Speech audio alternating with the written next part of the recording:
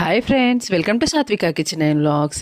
నేను స్వీట్ బాక్స్ని అయితే ఓపెన్ చేస్తున్నాను. ఎందుకంటే మా స్కూల్లో ఉండే బెనిఫిషరీస్ ఉంటారు కదా, వాళ్ళకు పిల్లలు పుడుతూ ఉంటారు కదా. అయితే ఫస్ట్ 2 పాపలు అయితే పుట్టారు. తర్వాత బాబు కోసం వాళ్ళైతే వెయిట్ చేశారు. బాబు అయితే జన్మించాడు. 2 పాపలు, ఒక బాబు, ముగ్గురు అయితే జన్మించారు వాళ్ళకు. అయితే నీకైతే బాబు పుట్టాడు కదా, మాకు స్వీట్ ఇవ్వవా అని ఏదో జోక్గా అలా అన్నాను నేను. వెంటనే వాళ్ళు స్వీట్ షాప్కి వెళ్ళి స్వీట్ బాక్స్ తీసుకొచ్చి మేడం ఇగో అని చెప్పేసి నాకైతే ఇచ్చేశారు. చాలా హ్యాపీగా అనిపించింది. ఏదో మామూలుగా క్యాజువల్గా అడిగినా కూడా వాళ్ళైతే స్వీట్ బాక్స్ అయితే తెచ్చిచ్చారు. ఫస్ట్ ముందుగా దాన్ని ఓపెన్ చేసి పిల్లలందరికీ కొంచెం కొంచెంగా ఇచ్చాను. తర్వాత వాళ్ళు తిన్న తర్వాత మా ఆయమ్మకు కూడా ఇచ్చేసి తర్వాత అయితే నేను తీసుకున్నాను. పిల్లలు అనేది అన్ని ఐటమ్స్ ఇంట్లో తింటూ ఉంటారు, కానీ స్కూల్లో తినే ఐటమ్స్కి చాలా ఇష్టంగా స్వీటు అని ఎంజాయ్ చేస్తూ మంచిగా తినేశారు. తర్వాత వచ్చేసి వాళ్ళు ఒక చేతిలో స్వీట్ పెట్టేసుకొని ఇంకో చేతితో కొద్దిగా ఆస్వాదిస్తూ ఆ విధంగా తింటూ ఉన్నారు. తర్వాత వచ్చేసి ఇంకొక అమ్మాయి అయితే ఈరోజు కొత్తగా స్కూల్కి వస్తుంది.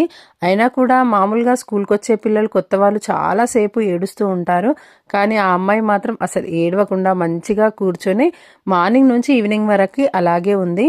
మామూలుగా అయితే ఏడ్చుకుంటూ వస్తారని చెప్పేసి నేను 9-10కి ఆ విధంగా పిల్లలు వస్తే 11:30-12కి ఆ విధంగా పంపించేస్తూ ఉంటాను. కానీ ఆ అమ్మాయి అసలే ఏడవలేదు కాబట్టి ఈవినింగ్ 4 వరకు అలాగే ఉంది. చూడండి, క్యూట్గా మా పిల్లలైతే స్వీట్ అయితే తింటున్నారు. ఈ అమ్మాయి వచ్చేసి కొత్త అమ్మాయి. వీళ్ళందరూ పాత వాళ్ళే. వీళ్ళందరికీ ఆటలు పాటలు అన్నీ తెలుసు, కానీ కొత్త అమ్మాయి కాబట్టి ఆ అమ్మాయికి ఏమీ తెలియదు కాబట్టి కొంచెం జాగ్రత్తగా చూసుకోవాల్సి వస్తుంది.